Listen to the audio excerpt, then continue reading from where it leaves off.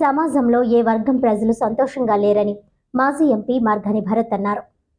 ఏపీలో red book రాజ్యాంగానికి నిదర్శనం నడి రోడ్డుపై యువకులపై థర్డ్ డిగ్రీ ప్రయోగించడమేనని మాజీ ఎంపీ వైఎస్ఆర్సీపీ రాష్ట్ర అధికార ప్రతినిధి మార్గాని భరత్ రామ్ వ్యాఖ్యానించారు. ఇది రెడ్ బుక్కా బ్లడ్ బుక్కా అని జాతీయ మీడియాలో ఏపీ గురించి అడుగుతున్నారని ఆయన అన్నారు. శిక్షించడానికి న్యాయస్థానాలు ఉండగా పోలీసులు ఇలా వ్యవహరిస్తే ఇక ప్రజాస్వామ్యం ఉన్నట్టా లేనట్టా అని ఆయన ప్రశ్నించారు. జూన్ 4వ తేదీన జరగబోయే వెన్నుపోటు దినోత్సవం పోస్టర్ను స్థానిక V L Puram Margani estates YSR Congress party city కార్యాలయంలో సోమవారం ఆయన ఆవిష్కరించారు. ఈ సందర్భంగా భరత్ విలేకరుల సమావేశంలో మాట్లాడుతూ తెనాలిలో యువకులపై విచక్షణ రహితంగా లాఠీలతో కొట్టిన ఘటన గడవకు ముందే అదే తెనాలిలో ఒక గోల్డ్ స్మిత్ని కూడా వేధించడం వలన అతడు తట్టుకోలేక ఆత్మహత్య చేసుకున్నాడని ఆవేదన వ్యక్తం చేశారు. అసలు రాష్ట్రంలో జరుగుతున్న తీరు దారుణంగా ఉందన్నారు. పోలీసులు చట్టాన్ని తమ చేతుల్లోకి తీసుకోవడం ఏమిటని భరత్ నిలదీశారు. ఇక కోర్టులు ఎందుకని అన్నారు. నిజంగా తప్పు చేస్తే కోర్టులో నిరూపించి అవసరమైతే ఉరిశిక్ష వేయండి, అంతేకాని ఇలా రోడ్డు మీద చిత్రవద చేయడం ఏమిటని ఆయన ప్రశ్నించారు. ఎండియు ఆపరేటర్లతో చేసుకున్న ఒప్పందం ఇంకా 2 ఏళ్లు ఉన్నప్పటికీ రద్దు చేసి సరుకులకు రేషన్ షాపుల దగ్గరికి రమ్మనడం శోచనీయమని భరత్ విమర్శించారు. రేషన్ షాపుల దగ్గర క్యూ కట్టాల్సిన దుస్థితి కల్పించడం ఎంతవరకు సమంజసమని భరత్ ప్రశ్నించారు. రేషన్ షాపుల దగ్గరకు వచ్చి ప్రజలు ఏ విధంగా ఇక్కట్లకు గురవుతున్నారో ఒకసారి గమనించాలని క్లిప్పింగ్స్ను భరత్ ప్రదర్శించారు. పెద్ద పెద్ద క్యూ లైన్లు, గాలి ఆడక విసురుకోవడం, ఎండలో నిలబడ్డం వంటి ఘటనలు చూస్తున్నామని అన్నారు. ముందు ఇంకా ఎలాంటి ఇబ్బందులు పడతారోనని అన్నారు. ఇప్పటికే కరోనా కేసులు చూస్తున్నామని, ఇంకా పెరిగితే ఎలాంటి పరిస్థితులు నెలకొంటాయో ఒక్కసారి గమనించాలని అన్నారు. రాజమండ్రిలో పర్మిట్ లేని మద్యం రూములన్నీ మూయించి వేయాలని ఎక్సైజ్ అధికారులను భరత్ డిమాండ్ చేశారు. లేకుంటే మేమే వెళ్లి బంద్ చేయిస్తామని ఆయన హెచ్చరించారు. ఎన్నికల ముందు సూపర్ 6 హామీలు ఊదరగొట్టారని, అధికారంలోకి వచ్చి ఏడాది అవుతున్నా అమలు చేయకపోవడంతో ఏ వర్గం ప్రజలు సంతోషంగా లేరని భరత్ పేర్కొన్నారు.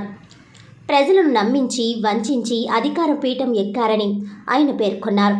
అందుకే జూన్ 4న వెన్నుపోటు దినంగా నిరసన కార్యక్రమాన్ని నిర్వహించనున్నట్లు ఆయన చెప్పారు. పార్టీ నాయకులు, కార్యకర్తలు, ప్రజలు హాజరై ఈ ఆందోళనలో పాల్గొనాలని కోరారు.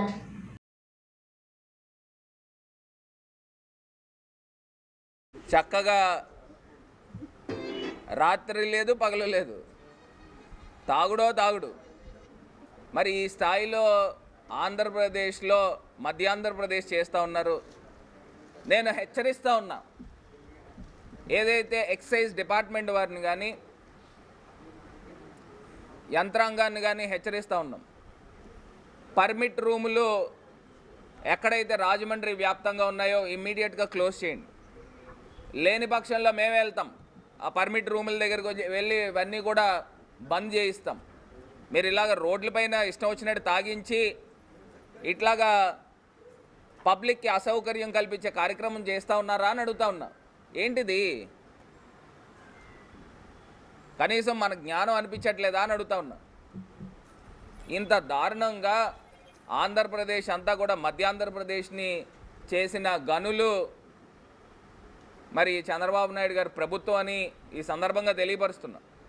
ఇది కాకుండా ఫైనల్గా ఒక అంశం ఏంటంటే డిఎస్సి పరీక్షలండి.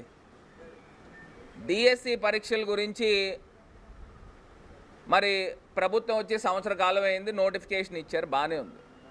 కానీ ప్రజలందరూ కూడా సుమారుగా 5 లక్షల మంది ఎవరైతే ఆశావాహులు ఉన్నారో వాళ్ళు ఎగ్జామ్ రాస్తూ ఉన్నారు.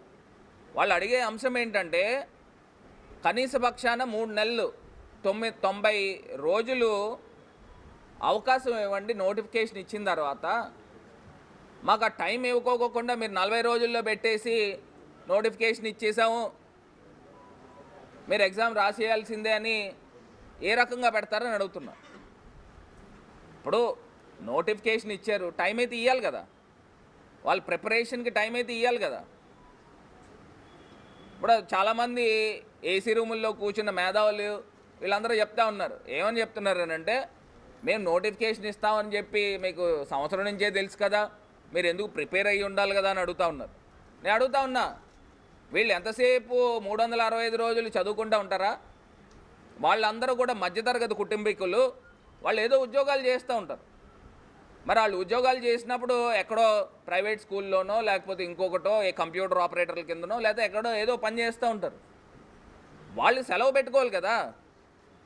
ఇప్పుడు ఆశావాహులు అంటే ఏంటండి, అందరూ కూడా నిరుద్యోగులు. ఏదో ఒక చిన్న చిన్న ఉద్యోగాలు లేకపోతే ఇంకొకటో ఏదో ఒకటి చేసుకుంటూ ఉంటారు. చేశారని అడుగుతున్నా. జగన్ గారి టైంలో మేము ఇచ్చిన హామీలన్నిటిని కూడా 195% నిలబెట్టుకున్న ఘనత కీర్తి మాది. మీరేం చేశారు? ఒక్క హామీ ఒక్కటి చెప్పండి మచ్చుకి.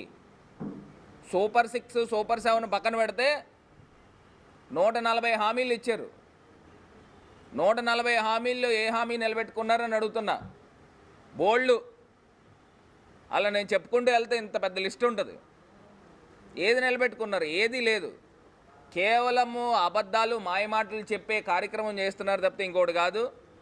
4వ తారీఖున రాజమండ్రిలో పెద్ద ఎత్తున వైఎస్ఆర్సీపీ శ్రేణులతో పాటు ప్రజలను కూడా కలుపుకొని మమేకం చేసుకొని 4వ తారీఖున ఏదైతే ప్రభుత్వము మాయమాటలు చెప్పి అధికారంలోకి వచ్చారో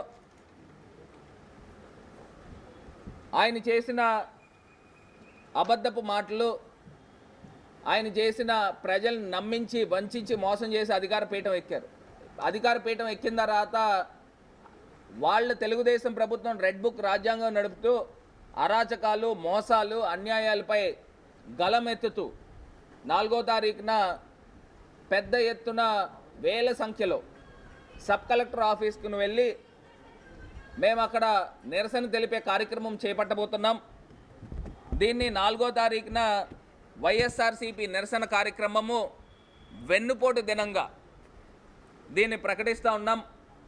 ఇవాళ రాజమండ్రి వైఎస్ఆర్ కాంగ్రెస్ పార్టీ సిటీ కార్యాలయంలో ఈ యొక్క పోస్టర్ లాంచ్ని కూడా చేస్తున్నామని కూడా ఈ సందర్భంగా తెలియపరుస్తూ